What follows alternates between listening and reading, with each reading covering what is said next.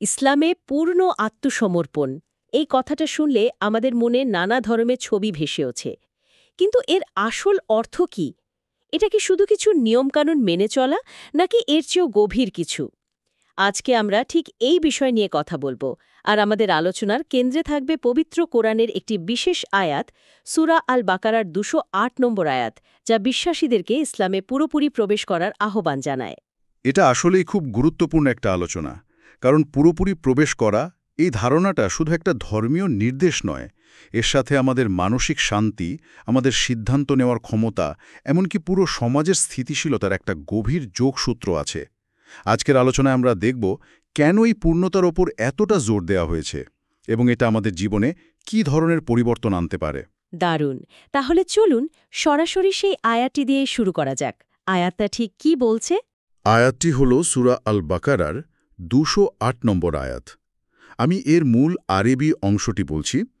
ইয়া আইয়ুহাল্লাযীনা আমানু দুখুলু ফিস-সিলমি কাফাতাও ওয়ালা তাত্তাবিউ খুতুওয়াতিশ শাইতান ইন্নাহু লাকুম আদুউম মুবিন।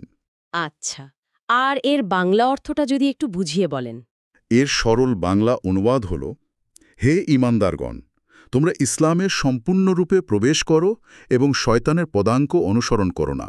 নিঃসন্দেহে সে তোমাদের প্রকাশ্য শত্রু। ইসলামের সম্পূর্ণরূপে প্রবেশ করো, এই অংশটা শোনার পর আমার মনে প্রথম যে প্রশ্নটা আসছে সেটা হলো, এই আয়াতের কি কোনো বিশেষ প্রেক্ষাপট ছিল? মানে হঠাৎ করে কেন এই নির্দেশটা দেওয়ার প্রয়োজন হলো? চমৎকার প্রশ্ন।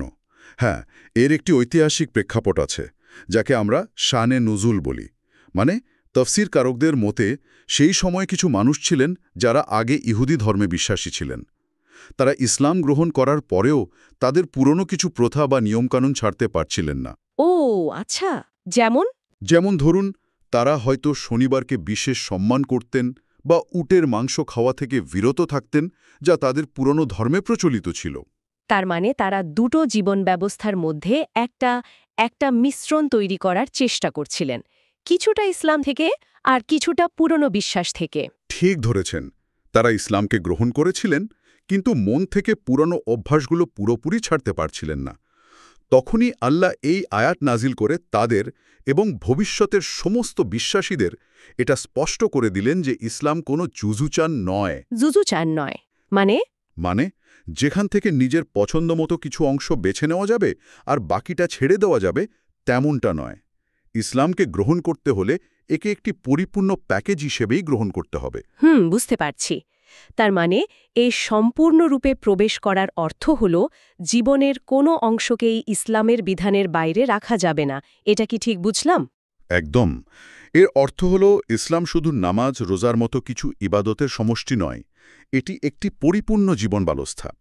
আপনার ব্যক্তিগত জীবন, পারিবারিক সম্পর্ক, সামাজিক আচার-আচরণ, অর্থনৈতিক লেনদেন, এমনকি রাষ্ট্র পরিচালনা, সবকিছুই এর অন্তর্ভুক্ত।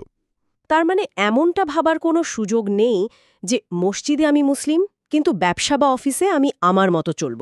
ঠিক, এই বিভাজনটাই হল আংশিক ইসলাম। এটা তো বেশ বড় একটা ধারণা। কিন্তু আয়াতটার দ্বিতীয় অংশে একটা সতর্ক বার্তাও আছে। শয়তানের পদাঙ্ক অনুসরণ করো না। এই পদাঙ্ক বা আরবিক খুতুয়াত শব্দটা বেশ কাব্যিক। এর দ্বারা ঠিক কি বোঝানো হচ্ছে? খুতুয়াত শব্দের আক্ষরিক অর্থ হল পদক্ষেপ বা স্টেপস। এখানে রূপক অর্থে বোঝানো হয়েছে যে শয়তান কখনো আপনাকে এক লাফে ধ্বংসের দিকে নিয়ে যাবে না। সে খুব ধূর্ত। সে জানে সরাসরি বড় কোনো পাপের প্রস্তাব দিলে আপনি হয়তো সেটা প্রত্যাখ্যান করবেন। তাই সে খুব ছোট ছোট পদক্ষেপের মাধ্যমে কাজ করে। তার মানে সে একজন রণনীতিক শত্রু, ধীরে ধীরে তার জাল বনে। প্রিসাইজলি। তার প্রথম পদক্ষেপটা হয়তো খুবই নিরীহ শোনায়, যেমন আজ একবার ফজরের নামাজটা না পড়লে কি আর হবে, কাল থেকে আবার পড়বে। হুম অথবা এই সামান্য মিথ্যাটা বললে যদি বড় একটা বিপদ থেকে বাঁচা যায় তাহলে তো বলাই যায়। এই ছোট ছোট ছাড়গুলোই হল শয়তানের প্রথম পদক্ষেপ। আর একবার সেই পথে পা বাড়ালেই? হ্যাঁ, সেই পথ মানুষকে ধ্বংসের দিকেই নিয়ে যায়। এজন্যই আল্লাহ প্রথম পদক্ষেপটাতেই না করতে বলেছেন। তার মানে শয়তানের কৌশল হল পূর্ণাঙ্গ জীবন ব্যবস্থা থেকে মানুষকে একটু একটু করে দূরে সরিয়ে নেওয়া। সে চায় আমরা যেন এই বিভাজনটা তৈরি করি, জীবনের কিছু অংশে আল্লাহকে মানি আর কিছু অংশে নিজের ইচ্ছাকে। একদম, কারণ সে জানে এই আংশিক আনুগত্যই ঈমানকে ভেতর থেকে দুর্বল করে দেয়। একজন বিশ্বাসীর জীবনে দ্বিধা বা সংশয়ের কোনো স্থান নেই। আল্লাহর আদেশের সামনে কিন্তু যদি এসব প্রশ্ন তোলার অর্থই হলো আত্মসমর্পণ পূর্ণ হয়নি। ঠিক। ইসলাম তার অনুসারীর কাছে নিঃশর্ত আনুগত্য দাবি করে, কারণ এর মাধ্যমেই জীবনে শৃঙ্খলা আসে। এই আংশিক ইসলামের ধারণাটা আমাদের বাস্তব জীবনে কিভাবে দেখা যায়? মানে এমন কিছু উদাহরণ কি দেওয়া সম্ভব যা আমরা হয়তো প্রায়ই দেখি কিন্তু এভাবে মিলিয়ে দেখি না? অবশ্যই। আমাদের চারপাশে এমন অনেক উদাহরণ আছে। সবচেয়ে পরিচিত উদাহরণটা হলো একজন ব্যক্তি হয়তো 5 ওয়াক্ত নামাজ পড়েন, রমজানের রোজা রাখেন, কিন্তু নিজের ব্যবসায় সুদভিত্তিক লেনদেন করেন বা ওজনে কম দেন। ও হ্যাঁ, মানে ইবাদতের ক্ষেত্রে ঠিক আছেন কিন্তু লেনদেনের ক্ষেত্রে ইসলামের নির্দেশ মানছেন না। ঠিক তাই। কিংবা এমনও তো হতে পারে একজন নারী হয়তো বাহ্যিকভাবে পর্দার বিধান মেনে চলেন কিন্তু তার মুখ অন্যের সমালোচনা বা গীবত থেকে বিরত থাকে না। খুবই সঠিক একটি উদাহরণ। আরও ভাবুন, একজন ব্যক্তি খুব সত্যবাদী হিসেবে পরিচিত, কিন্তু তার মেজাজ এত খারাপ যে সামান্য কারণে পরিবার বা অধীনস্থদের সাথে প্রচণ্ড দুর্ব্যবহার করেন। তিনি সততার বিধান মানছেন কিন্তু ধৈর্য আর সুন্দর আচরণের বিধানকে গুরুত্ব দিচ্ছেন না। একদম। সমাজে ন্যায়ের বিচার প্রতিষ্ঠার জন্য তিনি সোচ্চার, কিন্তু নিজের পরিবারে ছেলে আর মেয়ের মধ্যে বৈষম্য করছেন। এই সবই হলো সেই আংশিক ইসলামের প্রতিচ্ছবি। আচ্ছা, আজকে ডিজিটাল যুগে এর কোনো আধুনিক রূপ আছে কি? কারণ আমাদের জীবনযাত্রাও তো অনেক বদলে গেছে। নিশ্চয়ই। আজকের যুগে এর সবচেয়ে বড় উদাহরণগুলোর একটি হল বিনোদনের নামে সময়ের অপচয়।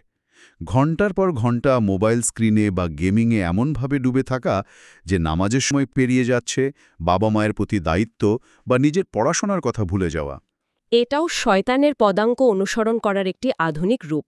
হ্যাঁ, সে আপনাকে সরাসরি পাপ করতে বলছে না, শুধু গুরুত্বহীন কাজে ব্যস্ত রেখে গুরুত্বপূর্ণ কাজ থেকে দূরে রাখছে। আর সোশ্যাল মিডিয়ার ব্যাপারটা, সেখানে তো আমরা অনেককেই ইসলাম নিয়ে খুব জ্ঞানগর্ভ আলোচনা করতে দেখি। হ্যাঁ, এবং এটাই হয়তো সবচেয়ে সূক্ষ্ম ফাঁদগুলোর একটি। সোশ্যাল মিডিয়ায় নিজেকে একজন জ্ঞানী বা ধার্মিক হিসেবে উপস্থাপন করা, বড় বড় স্ট্যাটাস দেওয়া, কিন্তু ব্যক্তিগত জীবনে সেই আদর্শের কোনো প্রতিফলন না থাকা। এটাও এক ধরনের ভণ্ডামি এবং আংশিক ইসলামেরই একটি ভয়াবহ রূপ। ঠিক, কারণ এখানে আমলের চেয়ে প্রদর্শনীটাই বড় হয়ে উঠছে। এটা শুনতে বেশ অবাক লাগছে যে একটি ধর্মীয় নির্দেশনার সাথে আমাদের মনস্তত্ত্বের এত গভীর মিল থাকতে পারে। আপনি বলছিলেন যে যারা এভাবে দুটো ভিন্ন জীবনযাপন করে তারা এক ধরনের মানসিক দ্বন্দ্বে ভোগে।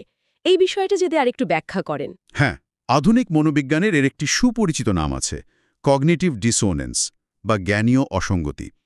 এর মানে হল, যখন একজন ব্যক্তির বিশ্বাস এবং তার কাজের মধ্যে কোনো মিল থাকে না, তখন তার ভেতরে এক ধরনের তীব্র মানসিক চাপ ও অস্বস্তি তৈরি হয়। তার মানে মনে মনে সে জানে যে কাজটা ভুল, কিন্তু তারপরেও সে তা করে। আর এই দ্বন্দ্বটাই তাকে ভেতর থেকে অস্থির করে তোলে, তাই না? একদম। ধরুন, একজন ব্যক্তি বিশ্বাস করেন ধূমপান স্বাস্থ্যের জন্য ক্ষতিকর, কিন্তু তিনি ধূমপান ছাড়তে পারছেন না। এই বিশ্বাস এবং কাজের অমিল তার মধ্যে অপরাধবোধ, লজ্জা এবং এক ধরনের অস্থিরতা তৈরি করে। হুম। একইভাবে একজন মুসলিম যখন বিশ্বাস করে সুদ হারাম কিন্তু সুদি কারবার করে, তখন তার ভেতরটাও ঠিক একই রকম দ্বন্দ্বে জর্জরিত থাকে। সে হয়তো বাইরে থেকে স্বাভাবিক, কিন্তু ভেতরে ভেতরে একটা শান্তিহীনতায় ভোগে।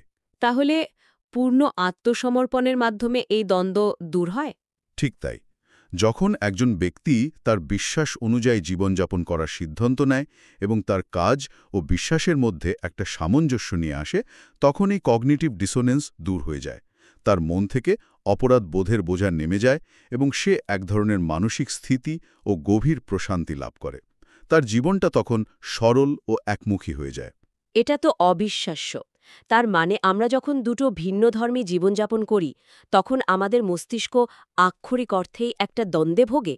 এই ব্যাপারটা কি মস্তিষ্কের গঠন বা কার্যকারিতার উপরও কোনো প্রভাব ফেলে? হ্যাঁ, ফেলে। স্নায়ুবিজ্ঞানীরা বলেন আমাদের মস্তিষ্কের সামনের দিকে প্রিফ্রন্টাল কর্টেক্স নামে একটি অংশ আছে, আচ্ছা। যা আমাদের বিচার বুদ্ধি, পরিকল্পনা, সিদ্ধান্ত গ্রহণ এবং আত্মনিয়ন্ত্রণের মতো গুরুত্বপূর্ণ কাজগুলো করে থাকে।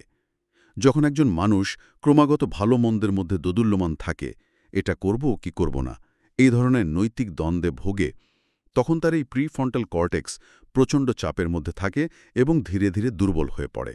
তাহলে এর উল্টোটাও সত্যি, অর্থাৎ একটি নির্দিষ্ট নৈতিক কাঠামো মেনে চললে এই অংশটি শক্তিশালী হয়। একদম। যখন একজন ব্যক্তি একটি সুস্পষ্ট নৈতিক জীবন ব্যবস্থা এক্ষেত্রে ইসলাম অনুসরণ করার সিদ্ধান্ত নেয়, তখন তার জন্য সিদ্ধান্ত গ্রহণ অনেক সহজ হয়ে যায়। তাকে প্রতি মুহূর্তে নতুন করে ভাবতে হয় না কোনটা ঠিক আর কোনটা ভুল। তার একটি তেলীয় পাত গাইডলাইন থাকে। আর এই ধারাবাহিকতা মস্তিষ্ককে শক্তিশালী করে। হ্যাঁ, এই ধারাবাহিক নৈতিক আচরণ তার প্রিফ্রন্টাল কর্টেক্সকে শক্তিশালী করে। ফলে তার আত্মনিয়ন্ত্রণ ক্ষমতা বাড়ে এবং সে বিভিন্ন প্রলোভন ও ক্ষতিকর আবেগের বিরুদ্ধে আরও দৃঢ়ভাবে প্রতিরোধ গড়ে তুলতে পারে। বিষয়টা তাহলে শুধু ব্যক্তিগত মানসিক শান্তির মধ্যেই সীমাবদ্ধ নয়, এর একটা সামাজিক প্রভাবও আছে। অবশ্যই। সমাজবিজ্ঞানের দৃষ্টিতে দেখুন, একটি সমাজ তখনই সুন্দরভাবে চলে যখন এর বেশিরভাগ মানুষ কিছু সাধারণ নৈতিক নিয়ম মেনে চলে। ধরুন, একটি সমাজে যদি মানুষ সুবিধামতো আইন মানে, কখনো ট্রাফিক সিগন্যাল মানল, কখনো মানল না, তাহলে কি সেখানে শৃঙ্খলা থাকবে? না, একদমই থাকবে না। বিশৃঙ্খলা আর পারস্পরিক অবিশ্বাস তৈরি হবে। ঠিক তাই। একই রকমভাবে একটি মুসলিম সমাজে যদি মানুষ ইসলামকে আংশিকভাবে মানে, তাহলে সেখানেও সামাজিক অবক্ষয় দেখা দেবে। কিন্তু যখন সংখ্যাগরিষ্ঠ মানুষ একটি পূর্ণাঙ্গ নৈতিক কোড অনুসরণ করে, তখন সমাজে পারস্পরিক বিশ্বাস, সহযোগিতা এবং স্থিতিশীলতা ফিরে আসে। তাহলে পুরো আলোচনাটা যদি এক জায়গায় নিয়ে আসি, মূল কথাটা দাঁড়াচ্ছে, ইসলামকে একটি খণ্ডিত বা বেছে নেওয়ার বিষয় হিসেবে দেখার কোনো সুযোগ নেই। একে জীবনের সব ক্ষেত্রে একটি পূর্ণাঙ্গ প্যাকেজ হিসেবে গ্রহণ করতে হবে, আর তা না করলে শুধু পরকালে নয়, এই জীবনেও মানসিক ও সামাজিক শান্তি নষ্ট হয়। সারসংক্ষেপিটাই। আর শয়তানের সেই ছোট ছোট নিরীহ চেহারার ফাঁদগুলো সম্পর্কে সবসময় সচেতন থাকতে হবে। কারণ এই আয়াতটি আমাদের এটাই শেখায় যে পূর্ণ ইসলামই জীবনে পূর্ণ শান্তি নিয়ে আসতে পারে। আংশিকভাবে মানলে ঈমান দুর্বল হয়, জীবনে দ্বন্দ্ব বাড়ে এবং শয়তানের জন্য পথ খুলে যায়। এটি শুধু পরকালীন মুক্তির চাবিকাঠি নয়, এই পৃথিবীতে একটি সুন্দর, সুশৃঙ্খল এবং মানসিকভাবে সুস্থ জীবনযাপনের জন্য একটি অপরিহার্য ব্যবস্থাপত্র। আজকের এই গভীর আলোচনার শেষে শ্রোতাদের জন্য একটা প্রশ্ন রেখে যেতে চাই। আয়াতটি পূর্ণ আত্মসমর্পণকে শয়তানের পদাঙ্ক অনুসরণ না করার সাথে যুক্ত করেছে। আজকের এই আধুনিক ও জটিল পৃথিবীতে শয়তানের সেই প্রথম পদক্ষেপটি কি হতে পারে, যা দেখতে সবচেয়ে নিরীহ, সবচেয়ে সাধারণ, এমনকি হয়তো স্মার্ট বা আধুনিক মনে হলেও তার আসল উদ্দেশ্য হল মানুষকে এই পূর্ণাঙ্গ জীবন বিধান থেকে একটু একটু করে দূরে সরিয়ে নেওয়া। এটা নিয়ে আমাদের সবারই একটু ভাবা উচিত, তাই না?